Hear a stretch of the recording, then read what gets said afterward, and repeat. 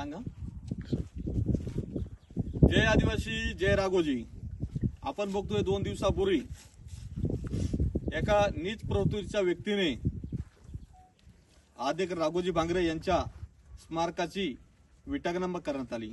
आज त्यांचं हा पाया आहे हा फोडण्यात आला. हे खूप निंदनीय कृत्य केलेले त्यांनी. त्यामुळे या घटनेचा जाहीर निषेध करतो.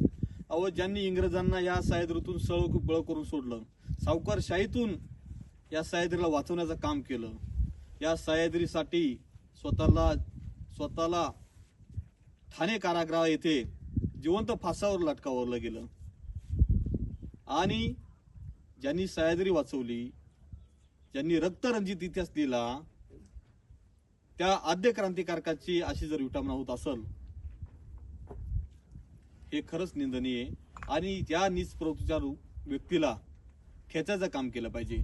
परंतु आम्ही कायद्याचे रक्षक, आमचा कायद्याचा बालेकिल्ल्यावरती विश्वास असल्याने राजूरचे PI आदरणीय पवार साहेब यांना आम्ही समाजाच्या वतीने निवेदन देऊन जो कोणी नीच प्रवृत्तीचा व्यक्ती आहे त्याचा शोध घेऊन त्याच्यावर तात्काळ गुन्हे दाखल करावे आणि त्याला अटक करावी.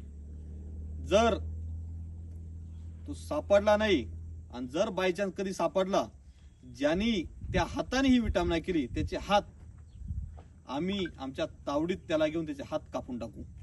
आणि इथं आम्ही पोलीस अधिकाऱ्यांशी बोललो, गावचे आमच्या कार्यकर्त्यांशी बोललो.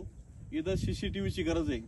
ठीक आहे, कोणी इथं CCTV बसवल त्याची वाट न बघता येत्या 2 दिवसामध्ये आम्ही समाजाच्या वतीने याच्यात कोणीही कुठलं राजकारण न करता एक आपल्या ठाण्या वाघाच्या सुरक्षेसाठी, कारण इथून काही सोलरच्या लाईटी चोरून नेल्या, एवढी वाईट परिस्थिती या भागामध्ये.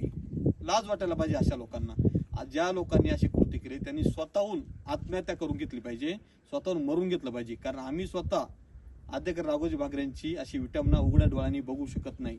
त्यामुळे आज आम्ही आलेलो आहे. आम्ही त्यांच्या विचारांनी इथं प्रेरित झालेलो आहे. त्यांचा विचार जिवंत ठेवण्यासाठी, त्यांच्या विचाराची क्रांतीची विचाराची प्रेरणा घेऊन आम्ही काम करत आहे आणि समाजाला न्याय देण्याचं काम करतोय. त्यामुळे येत्या 2 दिवसामध्ये आम्ही गावकऱ्यांना विश्वासात घेऊन, पोलीस प्रशासनाला विश्वासात घेऊन इथं 2-3 CCTV कॅमेरे बसवणार आहे. म्हणजे इथून पुढे अशी कोणतीही घटना घडली नाही पाहिजे. ज्यांनी आम्हाला संरक्षण दिलं, ज्यांनी आम्हाला वाचवण्याचं काम केलं, ज्यांच्यामुळे आम्ही जिवंत आहे, आम्ही त्यांच्या स्मारकाचं संरक्षण करू शकत नाही. ही खूप लाजीरवाणी गोष्ट आहे. त्यामुळे सर्व समाज बांधवांनी सुस्ताडासारखं झोपेचं सोंग घेतलेल्यांनी जागे व्हा आणि फक्त 2 मे आणि 8 नोव्हेंबरला फक्त जयंती आणि पुण्यतिथी साजरी करून चालणार नाही. परंतु अशा वेळेस पण तुम्ही सहभागी झाले पाहिजे. अशा वेळेस एकत्र आलं पाहिजे. तर तुम्ही खऱ्या अर्थाने आद्य क्रांतिकारक राघोजी भांगरे यांचे विचार तुम्ही घेतलेत हे समजलं जाईल. नाहीतर फक्त 2 मेला आणि 8 नोव्हेंबरला फक्त फोटो सेशनसाठी, रीलसाठीच येतात आपले बांधव.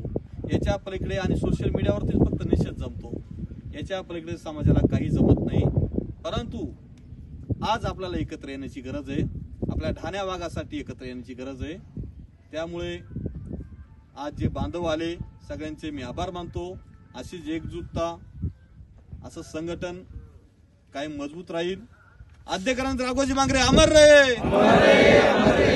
जय आदिवासी. निवेदन आणा साहेबांना. निवेदन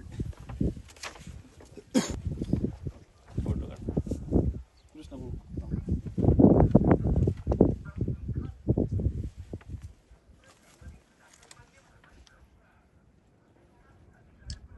चला, थँक्यू, धन्यवाद सर.